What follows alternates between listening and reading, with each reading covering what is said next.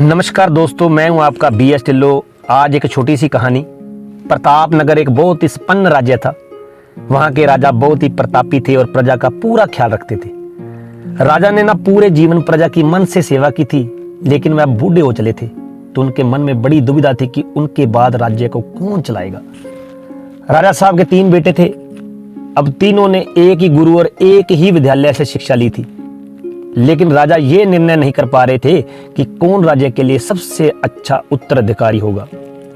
अब राजा ने तीनों बेटों की परीक्षा लेने की सोची। एक दिन राजा ने सुबह सुबह सभी पुत्रों को बुलाया और उनको एक एक बोरी गेहूं देते हुए कहा कि मैं और तुम्हारी माताजी तीर्थ यात्रा पर जा रहे हैं। हमें वापस आने में 1 वर्ष से भी ज्यादा समय लग सकता है। तुम तीनों की यह जिम्मेवारी है कि अपने हिस्से के गेहूं को संभाल के रखना, और जब मैं वापस लौटूं तो तुमको ये गेहूं की बोरी वापस लौटानी है। ऐसा कहकर राजा और रानी दोनों तीर्थ यात्रा पर चल दिए। सबसे बड़े बेटे ने सोचा, ये गेहूं की बोरी पिताजी को वापस लौटानी है तो इसे मैं तिजोरी में बंद कर देता हूँ। जब पिताजी आएंगे तो वापस कर दूंगा। यही सोचकर उसने गेहूं की बोरी को तिजोरी में रखवा दी ताकि एक भी दाना इधर उधर ना हो। दूसरा बेटा जो बीच वाला था, उसने सोचा कि तिजोरी में तो गेहूं सड़ जाएगा, मैं इन गेहूं को ना खेत में डलवा देता हूँ। अब उसने ना गेहूं के लिए अच्छा खेत देखा और ना ही अच्छी उपजाऊ जमीन देखी और ना ही खेत की घास फूस को साफ कराया। बस ऐसे एक बंजर जमीन पर गेहूं डलवा दिए और कभी उनकी देखभाल करने नहीं आया। उसे लगा कि अब अपने आप फसल आ जाएगी। जो तीसरा बेटा था वो बहुत समझदार था। उसने अपने मित्र के साथ मिलकर एक अच्छा खेत देखा जो बहुत उपजाऊ था। फिर उसकी मिट्टी बदलवाई, वहां घास फूस की सफाई करवाई, फिर विधि अनुसार गेहूं के दाने खेत में बो दिए। पूरी लगन और मेहनत से खेत की हिफाजत की, समय पर खाद पानी सब कुछ दिया। साल भर बाद पहली फसल आई। उसने फिर उसे बोया, फिर अन्न उपजा, खेत खलियान लहलाने लगे। राजा यही कोई 3 वर्ष बाद वापस लौटा। तीनों पुत्रों को देखकर बड़ी प्रसन्नता हुई।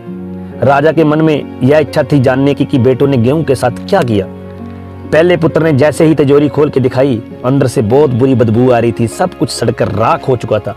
पिता ने कहा, ये अन्न है जिससे हम सबका जीवन चलता है और तुम इसकी देखभाल नहीं कर पाए, तुम क्या राज्य संभालोगे। अब दूसरा बेटा पिता को उस जगह पर ले गया जहां उसने गेहूं को डलवाया था।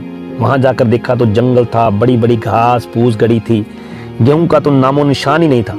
राजा बहुत नाराज हुआ और उसे भी राज्य का उत्तराधिकारी बनाने से मना कर दिया। अब तीसरा पुत्र पिता को अपने खेतों में ले गया। वाह, दूर से ही अलग खुशबू आ रही थी। गेहूं की फसल लहला रही थी, चारों तरफ हरियाली और जीवन था। और उस खेत से 50 बोरी से भी ज्यादा गेहूं उत्पन्न हुआ था और आज भी खेत में फिर से फसल खड़ी थी। राजा का मन देखकर बहुत प्रसन्न हुआ और राजा ने तीसरे बेटे को अपना राज्य का उत्तराधिकारी बनाने का निर्णय लिया। दोस्तों, उस राजा की तरह भगवान ने हमें भी कुछ गेहूं संभाल कर रखने को दिए हैं। वो गेहूं है हमारा जीवन, जिसे हम बेकार के कामों में नष्ट कर देते हैं। ईश्वर ने जीवन दिया कि दुनिया का विकास करना है, अपने ज्ञान को बढ़ाना है और उसे बांटना है, लेकिन हम अज्ञानी लोग इस जीवन को सड़ा देते हैं और अंत समय जब ईश्वर पूछता है कि जीवन में क्या किया, तो जवाब मिलता है कि शून्य, कुछ नहीं। अपने मन की जमीन को साफ करिए, उसमें जो घास फूस है वो हटाइए, मन में जो ईर्ष्या गुस्सा है उसको हटाइए और अच्छाई के बीज बोजिए। फिर देखिए ईश्वर आपसे कितना खुश होंगे। अगर ये कहानी आपको अच्छी लगी हो तो मेरे चैनल को सब्सक्राइब और वीडियो को लाइक और शेयर जरूर करना दोस्तों। धन्यवाद।